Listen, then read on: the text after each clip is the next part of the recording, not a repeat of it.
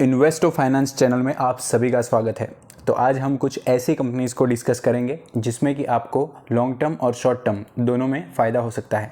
तो सबसे पहली कंपनी है केसॉल्स, जो कि एक आईटी कंपनी है और आज के दिन 31 पॉइंट्स यानी कि 2.32% की मंदी के साथ क्लोजिंग हो चुकी है। और मार्केट कैप की बात करें तो एक स्मॉल कैप है, यानी कि 1590 करोड़ का मार्केट कैप है। और वैल्यूएशंस की बात करें तो 59 का पीई रेशियो है। तो दोस्तों केसॉल्स ने पिछले 6 महीने में इन्वेस्टर्स का पैसा 3 गुना करके दिया है, यानी कि 217% के रिटर्न्स। और इम्पॉर्टेंट बात यह है कि ऑल टाइम में यानी कि सितंबर 2022 की लिस्टिंग से भी 217% के ही रिटर्न्स है, यानी कि पॉइंट्स में भी कोई फ़र्क नहीं है। तो इनिशियल जो समय था उसमें स्टॉक एकदम फ्लैट चल रहा था, लेकिन उसके बाद में बढ़िया तेज़ी देखने को मिली है। तो दोस्तों केसॉल्स एक छोटी आईटी कंपनी है जो कि सॉफ्टवेयर डेवलपमेंट में काम करती है, जिसकी टेक्नोलॉजीज़ की बात करें तो बिग डेटा, मशीन लर्निंग और सेल्स फोर्स है। और इनोवेटिव और कस्टमाइज्ड सॉफ्टवेयर सॉल्यूशंस जो प्रोवाइड करती है, उस वजह से इनके क्लाइंट्स जो है उनको अच्छी सी ग्रोथ और एफिशिएंसी मिलती है। और इस वजह से केसॉल्स को भी लगातार बिजनेस मिलता रहता है, क्योंकि केसॉल्स पे इन क्लाइंट्स का ट्रस्ट बन चुका है। और इस वजह से केसॉल्स में तगड़ी ग्रोथ देखने को मिल रही है और आगे भी मिलने के चांस है। रीज़न दोस्तों सिंपल है, जनरेटिव एआई यानी कि आर्टिफिशियल इंटेलिजेंस, जो कि आने वाला फ्यूचर है। और इनके प्रोफेशनल्स जो है वो आर्टिफिशियल इंटेलिजेंस का जो काम होता है उसके विजन को रियलिटी में तब्दील कर रहे हैं। तो दोस्तों 2012 में इस कंपनी की शुरुआत हुई थी और अभी 10,000 से ज़्यादा प्रोडक्ट्स ये सेल कर चुके हैं। और सबसे इम्पॉर्टेंट पॉइंट ये है कि क्लाइंट रिटेंशन का इनका जो डेटा है वो 90% है, जो कि काफ़ी इम्प्रेसिव है। सेल्स की ग्रोथ दोस्तों आप देख सकते हैं कि 2020 में 10 करोड़ की थी, जो कि अभी बढ़कर 85 करोड़ की हो चुकी है 2 से 3 सालों में। और प्रॉफिट आफ्टर टैक्स तो दोस्तों मल्टीफोल्ड हो चुका है, यानी कि 68 लाख का प्रॉफिट था 2020 में। और अगर उस टाइम पे लिस्ट हुआ होता तो आप रिटर्न्स की एक्सपेक्टेशंस इमेजिन भी नहीं कर सकते उतने मिलते, क्योंकि अभी 2 से 3 सालों में 27 करोड़ तक पहुँच चुका है। जैसा कि आप देख सकते हैं कि सेल्स ग्रोथ जो है वो 90 से 100% के करीब है। और प्रॉफिट्स की बात करें तो वो भी ट्रिपल डिजिट में है, 200 और अभी के टाइम पे 58% के CAGR से ग्रो कर रहा है। और सबसे इम्प्रेसिव तो दोस्तों है ये क्वार्टरली सेल्स ग्रोथ का डेटा, जिसमें कि लगातार बढ़ोतरी होती जा रही है। और 8 करोड़ का जो सेल्स का डेटा था वो 2 ही सालों में 23 यानी मोटा मोटी 3 गुना हो चुका है। और प्रॉफिट आफ्टर टैक्स की बात करें तो वो 2 करोड़ का था 2021 में, जिसमें कि एक बारी स्लाइड ड्रॉप देखने को मिला, लेकिन उसके बाद बढ़िया रिकवरी और अभी के टाइम पे 7.5 करोड़ के करीब पहुंच चुका है इस क्वार्टर की ग्रोथ को मिला दे तो टेक्निकल चार्ट्स पे नज़र डाल देते हैं। तो ये है वीकली चार्ट का डेटा।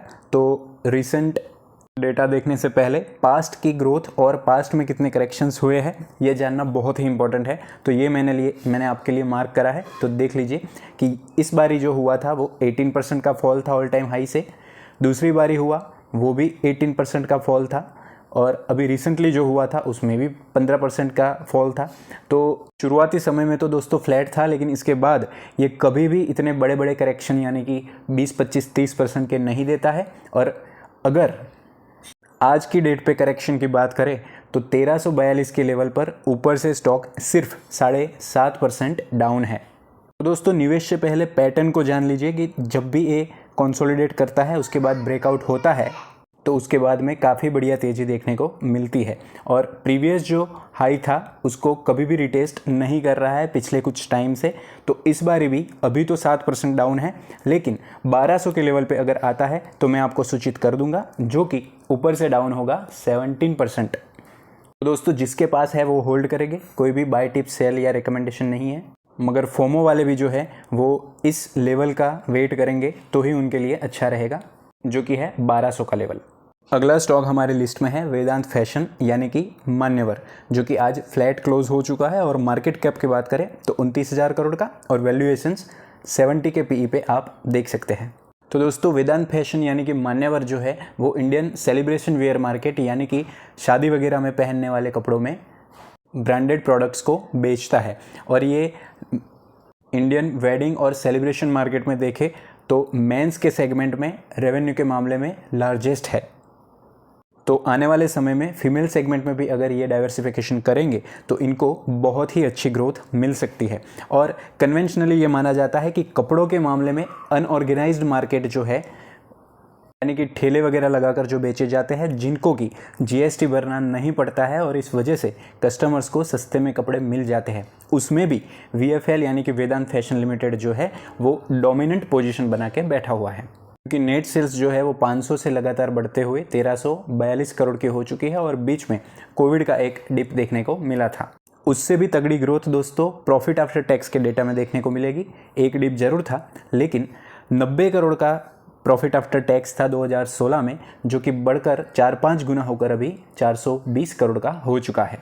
और मोतीलाल ओसवाल ने अपने रिकमेंडेशन शुरू कर दिए हैं और वेदांत फैशन के लिए 1435 का टारगेट दिया है, जो कि हमारे लिए बिल्कुल भी इम्पोर्टेंट नहीं होता है, क्योंकि इम्पोर्टेंट होती है स्टडी।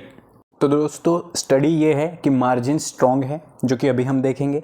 रिटर्न्स प्रोफाइल यानी कि रिटर्न रेशियो जो होते हैं आरओई और आरओसी वो बहुत ही अच्छे हैं, उस वजह से कैश जनरेशन जो है वो अच्छा होता है। और ये फ्रेंचाइज लेड एक्सपेंशन मॉडल पे काम कर रहे हैं, यानी कि फ्रेंचाइज में मोस्ट ऑफ द केसेस में मार्जिन्स जो होते हैं वो बढ़िया रहते ही है और ये इसी मॉडल पे काम कर रहा है। तो इसका जो पीई रेशियो अभी वो है 31 का, जो कि जस्टिफाई है इनके हिसाब से। और 2025 के फॉरवर्ड पीई की बात करें तो वो 47 का बनता है, जो कि ये वाली चीज़ें ज़्यादा इंपॉर्टेंट नहीं रहती है। इम्पॉर्टेंट है ये एक्सपेक्टेशंस, और जिससे कि थोड़ा सा हमें अंदाज़ा मिल जाता है कि रेवेन्यू जो है वो 20% के साथ, और एबिटा का CAGR यानी कि प्रॉफिट्स की बात करें तो वो 21% का है। किन सालों में? FY23 से FY25 तक। और ये दो रीज़न जानने दोस्तों बहुत इंपॉर्टेंट है कि फुटप्रिंट एडिशन यानी कि कितने लोग आ रहे हैं वो 15% से ग्रो होगा, और SSSG यानी कि सेम स्टोर सेल्स ग्रोथ जो है वो 5% के साथ बढ़ेगी। यानी कि दोस्तों स्टोर्स तो एक्सपांड करने ही पड़ते हैं, लेकिन अगर ना करें तो कांस्टेंट टर्म्स में एक स्टोर में कितनी ग्रोथ मिल रही है वो डेटा सजेस्ट करता है ये SSSG यानी कि सेम स्टोर सेल्स ग्रोथ।